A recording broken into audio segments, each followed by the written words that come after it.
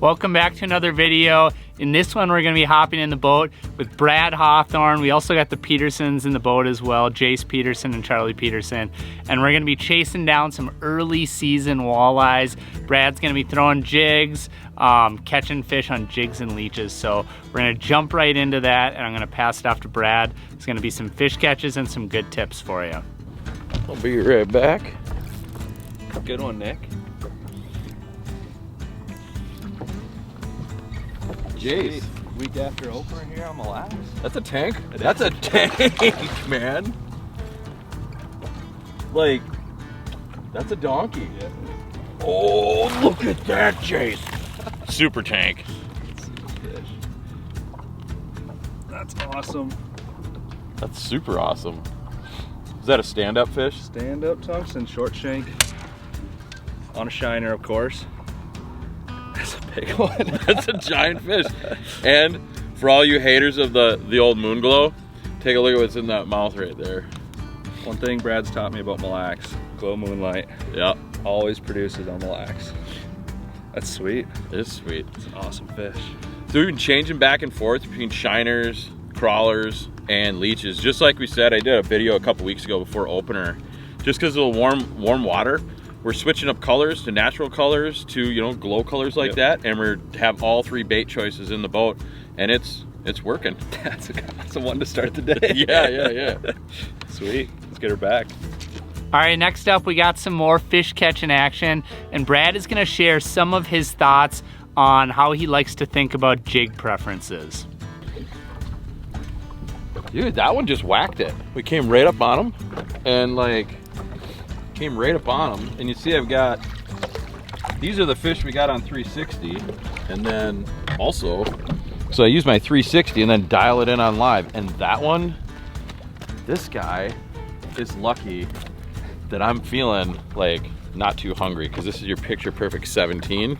You had your breakfast this morning. I already had my eggs and bacon, so I'm not gonna not gonna be taking that out. So me and Jace were throwing at these with shiners, and I just popped on a leech and let that sit in front of his face, and right there's a presentation. But I'm gonna throw that guy back.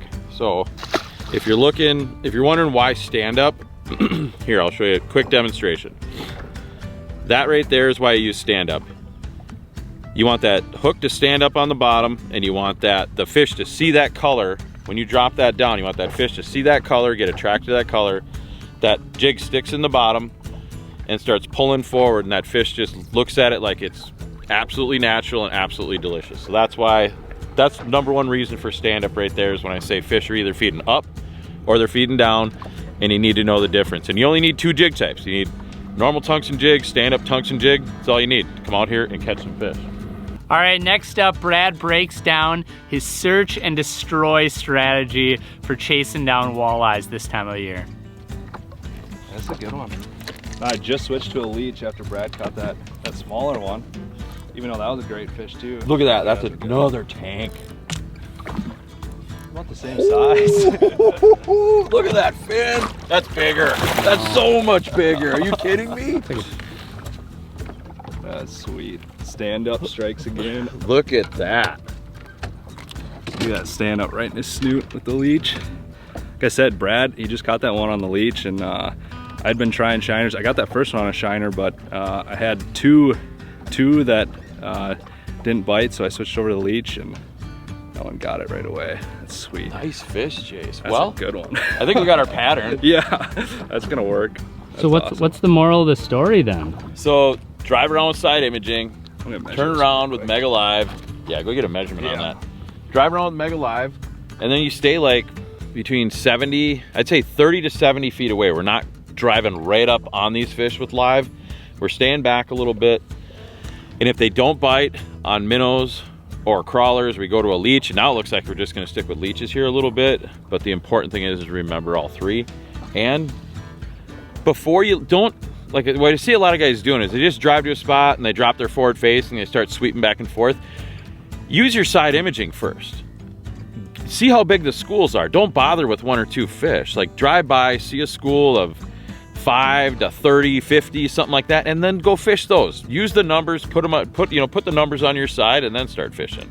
Next up, Brad is gonna talk about rod, reel, and line when he's using a jig and a leech setup this time of year chasing walleyes. So my rod, reel, line setup is real simple.